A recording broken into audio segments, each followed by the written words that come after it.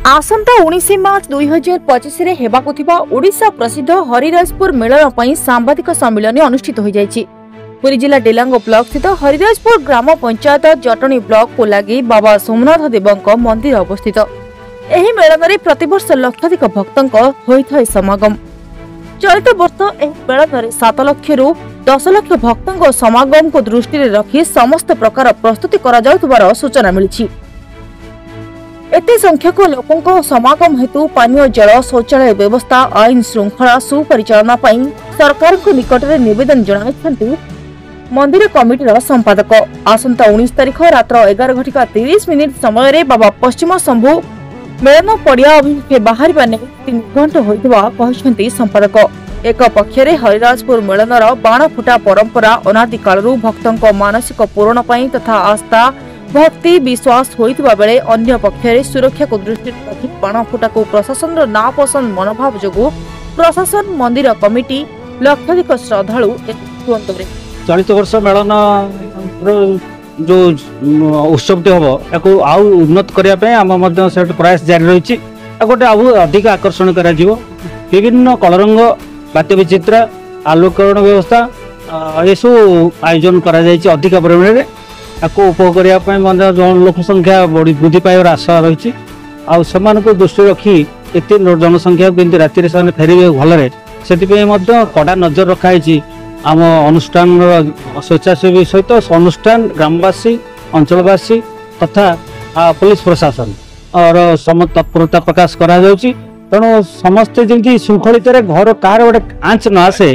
ता परिवार अशांति न रहे पिला हजिजा ये कर सब सूचना केन्द्र व्यवस्था है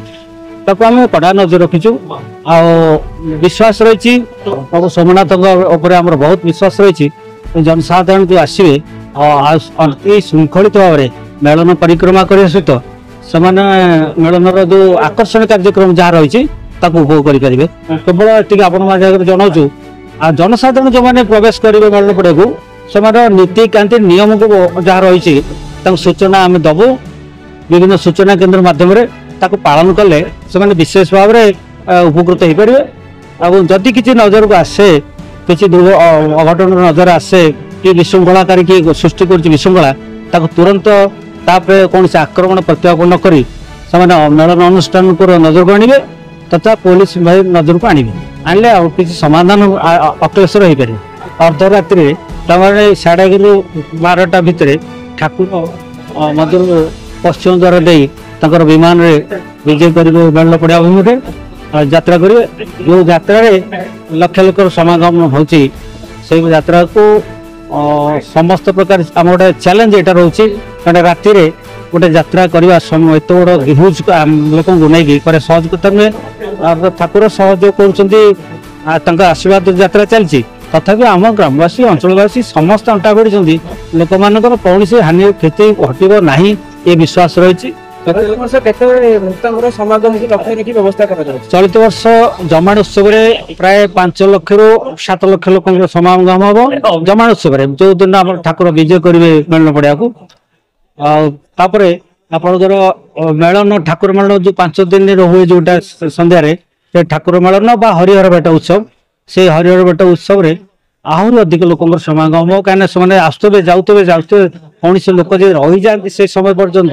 वो तो कंट्रोल करने बाहर तेणु आप जानते भाव से दिन सारा लोक समागम थे आम पुलिस प्रशासन को एवं राज्य प्रशासन को आम जिला प्रशासन जनईचु जे ये रास्ता जो रही जटनी पिपिल रास्ता जटनी भुवनेश्वर रास्ता भाया हरिराजपुर ये प्रमुख रास्ता 2टा रही ये रास्ता जमती लोक मैंने यातायात करेंगे धूली उड़बनी कारण रास्ता निर्माण काम चलती आम प्रशासन जानीचु से समय पानी पका कार्य करेंगे रास्ता को क्लीयर रखिए भारी जान जो जावा यातायात को कटकणा जारी करेंगे जो बड़ बड़ गाड़ी जाऊँगी जोटा विपदर कारण हो कटकणा जारी रखिए से समय आम निर्घट कर जन समस्त पुलिस स्टेशन को जन तेणु आम समस्ते मिसिकी यात्राटी करवा जनसाधारण उपकृत हे मोर एति कामना प्रभु निकट आपण निकट।